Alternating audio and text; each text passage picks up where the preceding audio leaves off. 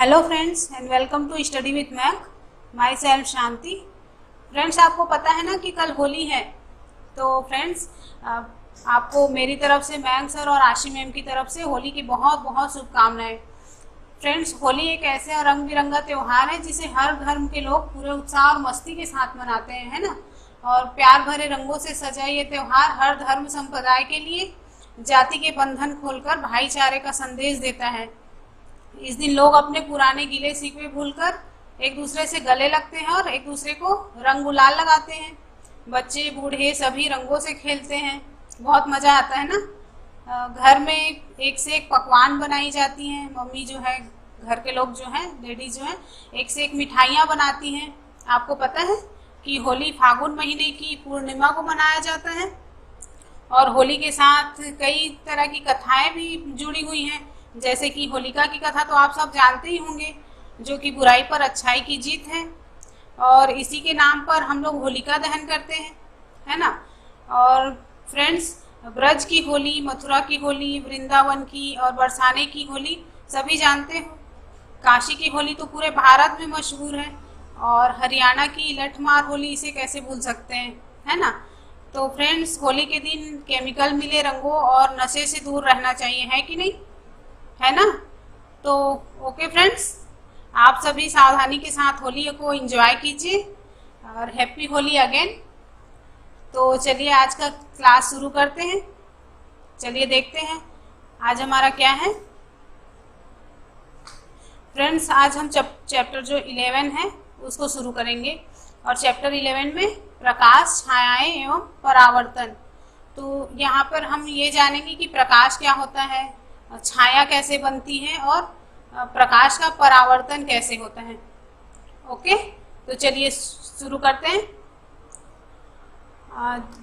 थोड़ा सा और मैं इसके बारे में बताना चाहती हूँ आपको कि हम दुनिया में अनेक रंग बिरंगे वस्तुएं जो देखते हैं अपने चारों ओर, जैसे कार है, बस है, पेड़ पौधे हैं, जीव जंतु हैं, इन सबको हम कैसे देख पाते हैं? क्या हम इन्हीं जगहों पर इनको अंधेरे में भी देख पाएंगे? नहीं ना। तो जब तक रोशनी है, सूर्य की रोशनी है, तब तक हम इन चीज़ों को देख पाते हैं। पर जैसे ही अंधेरा होता है तो हम इन चीज़ों को देख नहीं पाते। और कभी कभी लाइट बंद हो जाती है तो भी समस्या हो जाती है ना। फ्रेंड्स, मैं भी ये लाइट बंद कर दूं, जब रिकॉर्डिंग कर रही हूँ लाइट बंद कर दूं तो आप इन जो लिखे गए अक्षर हैं उनको नहीं देख पाओगे, है ना। नहीं देख पाओगे ना। तो इसका मतलब ये हुआ कि हम किसी भी वस्तु को सिर्फ रोशनी में ही देख पाते हैं। अगर अंधेरे कमरे में मोमबत्ती या टार्च जलाएं तब वहां पर जहां तक कि उसकी रोशनी जाएगी उतने दूर की चीजें हमें दिखाई देंगी, है ना। तो जो ये टार्च है उसमें जो बल्ब लगा होता है वो क्या है? एक दीप्त वस्तु है। दीप्त मतलब जो स्वयं प्रकाश देता है उसे दीप्त कहते हैं, है ना। तो जैसे कि हमारे आकाश में सूर्य है तो वो भी एक दीप्त पिंड है जो कि पृथ्वी को प्रकाशित करता है। और फ्रेंड्स, इसी प्रकाश से हम दिन में देख पाते हैं, है ना। और रात को सूर्य छिप जाता है तो हमें दिखाई नहीं देता कुछ भी। तो फ्रेंड्स, चलिए हम 11.1 शुरू करते हैं। इसमें हमारा है, पहले इसको देखते हैं। ये ऊपर एक छोटा सा लाइन लिखा हुआ है, उसको देखते हैं। जो वस्तुएं सूर्य की तरह स्वयं प्रकाश का उत्सर्जन करती हैं उन्हें दीप्त पिंड कहते हैं। जैसे कि मैंने बताया कि बल्ब जो है जो प्रकाश उत्पन्न करती है तो वो क्या कहलाएगा? वो एक दीप्त पिंड कहलाएगा। इसी तरह हमारा सूर्य भी एक दीप्त पिंड है, उसकी खुद की रोशनी निकलती है ना। और हमारे सौर मंडल में सूर्य क्या है? एक तारा है जो कि रोशनी फेंकता है, मतलब जिससे हमें रोशनी मिलती है। और इसी तरह हमारे ब्रह्मांड में बहुत सारे तारे हैं जो कि खुद की इस रोशनी से प्रकाशित होते हैं। ओके, तो चलिए आगे बढ़ें। हमारा 11.1 है पारदर्शी, अपारदर्शी तथा पारभासी। अब हम इन चीज़ों को जानेंगे कि पारदर्शी, पारभासी और अपारदर्शी क्या होते हैं। जैसे कि हमने लास्ट चैप्टर में देखा था इन सब के बारे में, तो यहाँ पर ज़्यादा डिटेल में नहीं जाएंगे। यदि हम किसी वस्तु के आर पार नहीं देख सकते तो वह अपारदर्शी वस्तु कहलाती है। बिल्कुल सही, है ना। जैसे कि पुस्तक है, एक बुक है, उसके आर पार हम देख सकते हैं क्या? नहीं देख सकते ना। जैसे कि कोई प्लास्टिक की चीज़ है, जैसे कि मैं ये दिखा रही हूँ आपको, ये एक रिमोट है, तो क्या हम इसके आर पार देख सकते हैं? ये प्लास्टिक की बनी हुई है ना, तो हम इसके आर पार नहीं देख सकते। तो इसका मतलब क्या हुआ? ये अपारदर्शी वस्तु है। उसी तरह जैसे कि मैंने और भी एग्जाम्पल आपको बताए थे पिछली क्लास में, तो यहाँ पे ज़्यादा डिटेल में नहीं करेंगे, ठीक है। किसी वस्तु के आर पार देख पाते हैं तो वस्तु प्रकाश को अपने अंदर से होकर जाने देती है, ऐसी वस्तुओं को पारदर्शी कहते हैं। जैसे कि कांच, एक प्लेन कांच ले लो और उसको हम उसके आर पार देख सकते हैं, तो इसका मतलब हुआ कि वो प्रकाश को अपने आर पार होकर जाने देती है, इसीलिए हम उसके पीछे जो भी चीजें रखी होती है उसको देख पाते हैं। और कुछ वस्तुओं के आर पार देख पाते हैं पर बहुत स्पष्ट नहीं, ऐसे वस्तुओं को पारभासी कहते हैं। जैसे कि एक कपड़े का टुकड़ा लो आप तो, और उसके आर पार देखने की कोशिश करो, तो क्या आप देख पाओगे? नहीं देख पाओगे ना। तो ये क्या कहलाया? ये पारभासी है। ओके, चलिए आगे देखते हैं। हमारा 11.2 है छायाएं वास्तव में क्या होती हैं। अब हम जानेंगे कि छाया होती क्या है, ये कैसे बनती है। तो जैसे कि आप धूप में खड़े हो जाओ तो आपके अपोजिट साइड में, मतलब जिधर सूर्य है उसके अपोजिट साइड में आपकी परछाई दिखने लगेगी। परछाई में हम रंग नहीं देख सकते, है ना, परछाई बिल्कुल काली सी दिखाई देती है ना। हम उसमें वस्तु कौन सी वस्तु है इसका पता तो लगा सकते हैं उसके आकार को देखते हुए, है ना, क्योंकि जो वस्तु है उसकी छाया दिखाई देगी। जैसे किसी डब्बे को हम धूप में रखेंगे तो नीचे उसकी परछाई से हम जान सकते हैं कि वो एक डिब्बा है ना। तो इस तरह से वस्तु की छाया वस्तु के आकार के बारे में बताती है। ओके, तो छाया देखने के लिए हमें कोई प्रकाश स्रोत तथा प्रकाश के पथ में कोई अपारदर्शी वस्तु चाहिए। मतलब जहां से भी रोशनी आ रही है, मतलब प्रकाश आ रही है, उसके बीच में कोई अपारदर्शी वस्तु होनी चाहिए, जिससे मतलब प्रकाश उसके आर पार नहीं जा सकती, तभी हम उसकी छाया देख पाएंगे। ओके, और छायाएं केवल पर्दे पर प्राप्त हो सकती है, मतलब हमें छाया प्राप्त करने के लिए एक पर्दे की जरूरत होती है। जैसे कि आप अगर धूप में खड़े हो बाहर मैदान में, तो जमीन क्या है, एक पर्दे का काम करेगी, और उस पर्दे पर, जमीन रूपी पर्दे पर आपकी मतलब परछाई उसमें दिखाई देगी। तो जमीन क्या हुआ, वो पर्दे का काम कर रही है। जैसे कि आप किसी दीवार के पास खड़े हो और आपके एक साइड से रोशनी आ रही है, तो दीवार भी एक पर्दे का काम करेगा। ओके, समझ में आया? तो इसे हम समझ सकते हैं कि छाया केवल पर्दे पर प्राप्त होती है। ओके, जैसे आपके हाथों में छिपी जंतुओं की छाया। फ्रेंड्स, आपने एक गेम तो खेला होगा, जैसे कि हम लोग लाइट जिधर से आ रही है उसके उल्टे साइड पे दीवार पे अपने हाथ से कुछ जैसे कुत्ते की, बिल्ली की आकृति बनाते हैं, और उसमें ऐसे लगता है कि जैसे वो किसी जीव जंतु का छाया है ना। तो ऐसा खेल तो आपने खेला ही होगा।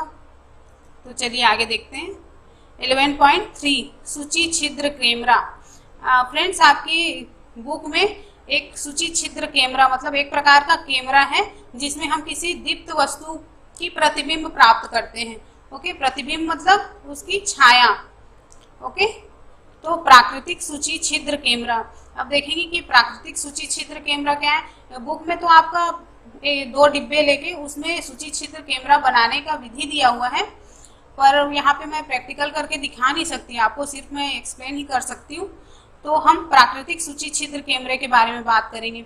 जैसे वृक्ष के नीचे सूर्य के प्रतिबिंब, छायाओं का बनना, सूची छिद्र, प्रतिबिंब आदि तभी संभव है जब प्रकाश केवल सरल रेखा में गमन करे। मान लो आप किसी पेड़ के नीचे खड़े हो और ऊपर से धूप आ रही है, तो हम देखेंगे कि नीचे जमीन पे पेड़ की छाया बन रही है ना। वो क्यों बनती है? तो पेड़ के जो डाल हैं उसकी पत्तियों के बीच में जो खाली जगह होती है वो सूची छिद्र की भांति कार्य करती है। मतलब जो बुक में आपके दिखाया गया है सूची छिद्र कैमरा, उसी की भांति वो काम करती है। और इस जो खाली जगह है पत्तियों के बीच में, उसमें कई प्रकार की अनियमित आकृति बन जाती है जमीन पे उसके कारण, है ना। तो यही क्या कहलाया? प्राकृतिक सूची छिद्र कैमरा। और ये तभी संभव है जब प्रकाश केवल सरल रेखा में गमन करे। मतलब सूची छिद्र कैमरे में प्रतिबिंब प्राप्त करने के लिए हमें प्रकाश को सीधी रेखा में गमन कराना पड़ेगा। मतलब कि उसके बीच में जो भी चीजें आएंगी उसका परछाई हमें दिखाई देगा। ओके, तो चलिए आगे। इसको और अच्छे तरीके से समझने के लिए हम यहाँ पर एक चित्र देखेंगे। जैसे आप देख रहे हो, ये एक सीधी पाइप लेके इस मोमबत्ती को देखने की कोशिश कर रहा है। तो ये मोमबत्ती को तभी देख पाएगा जब ये पाइप बिल्कुल सीधी रहेगी, मतलब उस प्रकाश के रास्ते में कोई ऐसी चीज नहीं आनी चाहिए जो प्रकाश को रोक दे, तभी हम सामने वाली वस्तु को देख पाएंगे। इस सीधी पाइप से ये मोमबत्ती दिखाई देगी और यहाँ पर ये लड़का जो है ये टेढ़ी पाइप पकड़ के रखा है और इससे देखने की कोशिश कर रहा है मोमबत्ती को। तो ये जो मोमबत्ती का प्रकाश है वो यहाँ कुछ दूर तक तो सीधे गमन करेगी, उसके बाद यहाँ से ये पाइप मुड़ा हुआ है तो यहाँ पर से प्रकाश के मार्ग में अवरोध उत्पन्न हो जाएगा, मतलब प्रकाश वहीं से कट जाएगा और इस लड़के को ये मोमबत्ती दिखाई नहीं देगा। ठीक है, तो इससे हम समझ सकते हैं कि जो प्रकाश जो है वो सीधी रेखा में गमन करेगी, तभी उसकी प्रतिबिंब किसी भी वस्तु की हमें दिखाई देगी। ओके फ्रेंड्स, अब आगे देखते हैं 11.4 दर्पण तथा परावर्तन। अब हम जानेंगे कि दर्पण क्या होता है और इसमें परावर्तन कैसे होता है। तो जैसे कि घर में सभी कोई दर्पण का उपयोग करते हैं अपना चेहरा देखने के लिए, तो जो आप चेहरा देखते हो वो दर्पण में आपके चेहरे का परावर्तन है।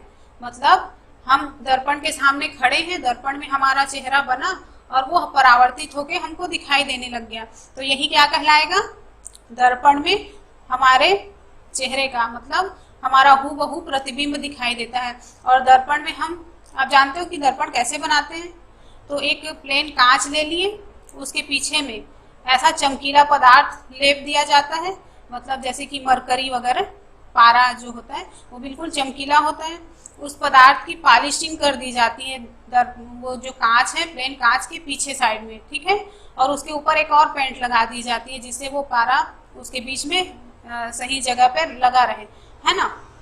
सभी ने देखा होगा, कभी कभी घर में कोई कांच टूट जाता है या आईना या दर्पण टूट जाता है तो सभी ने देखा होगा कि उसके पीछे एक पॉलिश लगी हुई होती है ना। तो इस तरह से जो दर्पण है उसको बनाया जाता है। और दर्पण काम कैसे करता है, तो ये परावर्तन, जो मैंने बताया कि परावर्तन के नियम पर काम करता है। मतलब आप दर्पण पे कोई भी लाइट या फिर कोई भी लाइट पड़ेगी तो दर्पण उसको अपने से परावर्तित कर देता है, मतलब उस प्रकाश की दिशा को बदल देता है ना। तो यही क्या कहलाता है, प्रकाश का परावर्तन कहलाता है। और फ्रेंड्स, जैसे कि कुछ कहीं भी आप जैसे पानी में, जैसे झील या तालाब में कभी कभी आप पेड़ का प्रतिबिंब देखे हो, हूबहू पेड़ जैसा खड़ा है वैसे ही पानी में दिखता है, सेम टू सेम पेड़ का छाया उसमें दिखाई देगा।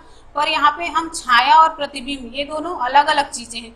छाया में हमको सिर्फ जो परछाई है वो सिर्फ काले रंग की दिखाई देगी, पर प्रतिबिंब हमारे सेम टू सेम हमारे जैसा ही होगा। जैसे प्रतिबिंब क्या है, हमें रंगीन दिखाई देगी, हमारा रंग जैसा है, हमने जैसे कपड़े पहने हैं वो पूरा दिखाई देगा, पर परछाई में सिर्फ आपकी आकृति ही दिखाई देगी। ओके, तो आपने सभी ने देखा ही होगा तालाब में जो है पेड़ या किसी भी इमारत या बिल्डिंग का परावर्तन। ओके, यहाँ पर चलो आगे और देखते हैं। दर्पण परावर्तन से हमें स्पष्ट प्रतिबिंब प्राप्त होते हैं। मतलब जो मैंने समझाया कि हम दर्पण में अपना चेहरा हूबहू देख सकते हैं, हमारा आँख नाक कान, सिर्फ अंतर इतना होता है कि दर्पण में हमारा लेफ्ट राइट दिखता है और राइट लेफ्ट दिखता है ना। तो प्रतिबिंब छायाओं से भिन्न होते हैं। जैसे कि मैंने बताया कि प्रतिबिंब हमें सिर्फ ऐसे मान लो दो लड़के खड़े हैं और उन दोनों की छाया दिख रही है आपको, तो आप पहचान नहीं पाओगे कि कौन सी छाया किस लड़के की है ना। पर अगर आप दर्पण में प्रतिबिंब देखो तो आप बिल्कुल पहचान लोगे कि कौन लड़का राम है, कौन लड़का श्याम है ना। तो इस तरह से छाया और प्रतिबिंब दोनों एक दूसरे से बिल्कुल भिन्न होते हैं। ओके फ्रेंड्स, यहाँ पर एक छोटा सा और प्रैक्टिकल कराया गया है जिसका मैंने चित्र बनाया है। ये एक थर्मोकोल है और इसके ऊपर एक शीट लगी हुई है, ये शीट है, यहाँ पर एक कंघी रखा है और ये एक दर्पण है। ओके, और यहाँ से टार्च के द्वारा इसमें लाइट फेंकी जा रही है, मतलब इस पे लाइट पड़ रहा है इस कंघी पे। तो इस कंघी का जो प्रतिबिंब है, मतलब परछाई है, प्रतिबिंब नहीं परछाई, वो परछाई किस में पड़ेगी, इस शीट पे पड़ेगी। ये जो लंबा लंबा आप देख रहे हो ये उसकी परछाई है कंघी की, पर ये जो परछाई है उसका प्रतिबिंब इस दर्पण पे पड़ रहा है और वो परावर्तित होके इस शीट पर गिर रहा है। यहाँ पे आप देख रहे हो ये क्रॉस क्रॉस, तो ये उसी का उदाहरण है।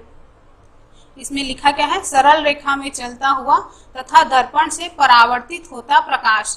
तो इस पर हम प्रकाश के जो परावर्तन है उसको इस प्रैक्टिकल के माध्यम से समझ सकते हैं। ओके, तो फ्रेंड्स यहाँ पर हमारा ये चैप्टर भी खत्म होता है और अब आती है बारी क्वेश्चन पूछने की। तो ये एक प्रश्न है, कैलाइडोस्कोप और पेरिस्कोप के बारे में बताइए, यह किस विधि से कार्य करते हैं। फ्रेंड्स आपको कैलाइडोस्कोप और पेरिस्कोप के बारे में बताना है और इन दोनों की विधियां बतानी कि इन दोनों कौन से मेथड से काम करते हैं। ठीक है, यहाँ पर एक चित्र और मैंने बनाया है, ये पेरिस्कोप का चित्र है।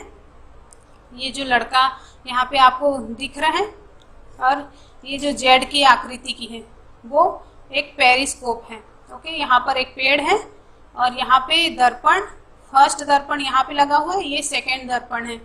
तो इस पेड़ का प्रतिबिंब इस पहले दर्पण पे बनेगा, फिर यहाँ से परावर्तित होकर वो दूसरे दर्पण पे जाएगा। ठीक है, फिर इस दूसरे दर्पण से इस लड़के को दिखाई देगा। तो यही क्या है, पेरिस्कोप है। और आपको इसकी मेथड बताना कि ये किस विधि से कार्य करता है, ये जो पेरिस्कोप और कैलाइडोस्कोप है। ओके फ्रेंड्स, तो आज का वीडियो अगर आपको पसंद आया हो तो लाइक, शेयर और सब्सक्राइब जरूर करिएगा। और फ्रेंड्स एक बार फिर से हमारी छोटी सी जो टीम है उसकी तरफ से आप सबको होली की बहुत बहुत बहुत बहुत शुभकामनाएं। ओके फ्रेंड्स, फिर मिलते हैं नेक्स्ट वीडियो में। Okay, bye bye.